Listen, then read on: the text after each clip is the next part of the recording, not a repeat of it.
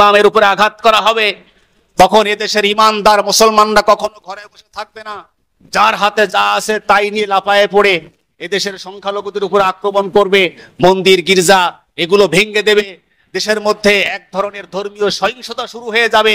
এই টার্গেট নিয়েই সাইফুল ইসলাম আলিফকে হত্যা করা হয়েছে, ঠিক কিনা বলেন? কিন্তু এদেশের মুসলমান শান্তিপ্রিয়, এরা অশান্তি পছন্দ করে না, এবং ধর্মীয় সহিংসতা এদেশে যেন না হয় সেজন্য এদেশের মুসলমানেরা তারা দায়িত্বশীল ভূমিকা পালন করেছে, ঠিক কিনা বলেন? তারা তাদের সেই ষড়যন্ত্র নস্যাৎ করে দিয়েছে। এই ঘটনাকে কেন্দ্র করে কোথাও কোনো হামলা হয়েছে এমন কোনো নজির নাই, ঠিক কিনা বলেন? বরং মুসলমানেরা সংখ্যালঘুদের পাহারাদারি করেছে। সুতরাং তাদের ওই এজেন্ডা ওটা কিন্তু নস্যাৎ হয়েছে, বানচাল হয়েছে, ঠিক কিনা? বর্তমান আবার শুরু হয়েছে আমাদের দেশের সব জায়গায়, অধিকাংশ মসজিদে তাবলিগ জামাতের লোকেরা আছে না নাই? বলেন আছে না নাই? আছে না নাই? এই কাজটা আমাদের দেশে এক সময় সব থেকে নিরাপদ কাজ ছিল তাবলিগ জামাত, ঠিক কিনা? চোর ডাকাত এরপরে হিংস্র মানসিকতা যাদের, এরা ওই তাবলিগে গিয়ে মোটামুটি ভালো হয়ে আসতো, ঠিক কিনা? মসজিদে গিয়ে নিরাপদে ওই 6 উসুলের মধ্যে মোটামুটি একটা চর্চা করে বাড়িতে আসতো। কিন্তু আজকে ষড়যন্ত্রমূলক ভাবে এই দুই গ্রুপকে মুখোমুখি করে দিয়ে একটা পক্ষ মাঝে চাল চালাচ্ছে। এরা যেহেতু ইসকনকে দিয়ে তাদের উদ্দেশ্য হাসিল করতে পারে নাই, এজন্য ওরা চাচ্ছে যে একটা গ্রুপকে উস্কানি দিয়ে এদেশে আবার ধর্মীয় সহিংসতা লাগায় দিয়ে, বিশেষ করে বিশ্ব ইজতেমা, যেটা বিশ্বের অনেক দেশের লোক আসে, ঠিক কিনা বলেন?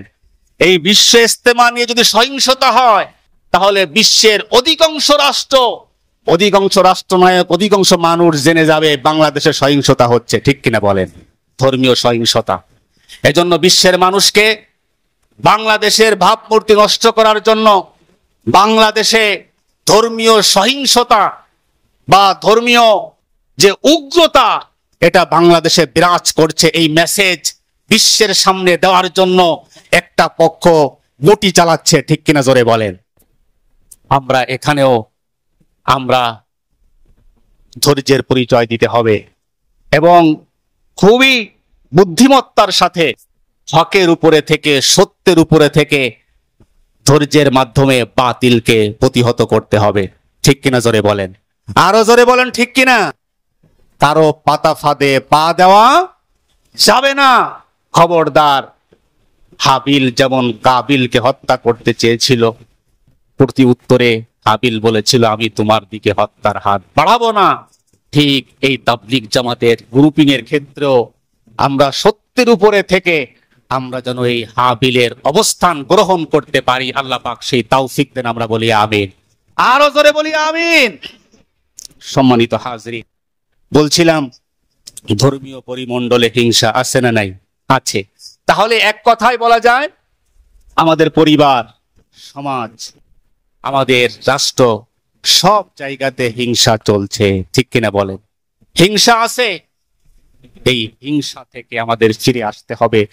বিশ্ব নবী সাল্লাল্লাহু আলাইহি ওয়াসাল্লাম বলেছেন, ইয়াকুম ওয়াল হাসাদ ফাইন্নাল হাসাদা ইয়াকুলুল হাসানাত কামা তাকুলুন নারুল হাতাব। নবীজি সাল্লাল্লাহু আলাইহি ওয়াসাল্লাম বলেছেন, ও আমার উম্মতেরা, তোমরা হিংসা থেকে দূরে থাকো। ইয়াকুম, হিংসা থেকে তোমরা দূরে থাকো, সতর্ক থাকো। ফাইন্নাল হাসাদা ইয়াকুলুল হাসানাত, কারণ এই হিংসা তোমাদের নেকিগুলোকে, তোমাদের ভালো কাজগুলোকে এমন ভাবে খেয়ে ফেলে, কামা তাকুলুন নারুল হাতাব, যেমন আগুন লাকড়িকে জ্বালিয়ে পুড়িয়ে নিঃশেষ করে দেয়, ছাই করে দেয়, হিংসাও তোমাদের ভালো কাজগুলো জ্বালিয়ে পুড়িয়ে শেষ করে দেয়। বলবেন হুজুর, হিংসা তো দূর করতে চাই, দূর করব কি করে? যার প্রতি আপনার হিংসা হয়, যার ব্যাপারে আপনার হিংসা হয়, তাকে আপনি সালাম দেবেন, বেশি বেশি সালাম দেবেন, দেখা হলেই সালাম দেবেন, যার প্রতি আপনার বেশি বেশি হিংসা হয় তাকে দেখা হলে বেশি বেশি সালাম দিবেন। বিশ্ব নবী সাল্লাল্লাহু আলাইহি ওয়াসাল্লাম বলেছেন, আল বাদিউ বিসসালামি বারিউম মিনাল কিবরি। যে ব্যক্তি আগে সালাম দেয়, যে ব্যক্তি আগে সালাম দেয়, বারিউম মিনাল কিবরি, আল্লাহ পাক রব্বুল আলামিন তাকে হিংসা অহংকার থেকে মুক্ত করে দেন। আল্লাহু আকবার বলেন।